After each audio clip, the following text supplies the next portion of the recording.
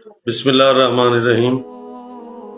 तफस्सहु fill मजालिस, पैगम्बर अकरम फरमाते हैं कि अपनी मजालिस में वुसअत पैदा करो, नज़्म व ज़ब्त के साथ बैठ जाओ, जगह बनाओ, और जो लोग पहले आते हैं वो पहले बैठ जाएं, जो बाद में आते हैं वो बाद में बैठ जाएं। ये नहीं है कि जो बाद में वो फलांग कर आगे जाएं और लोगों को तंग करें, परेशान करें, डिस्टर्ब करें, नहीं, ये गुंजाइश नहीं है। इसलिए ये गलत तरीका है। आप बच्चों को सिखाएं, नौजवानों को सिखाएं, और यह अहले मिंबर की भी जिम्मेदारी है कि वो आदाब मजलिस सिखाएं कि मजलिस में बैठना कैसे है, जाना कैसे है, आना कैसे है।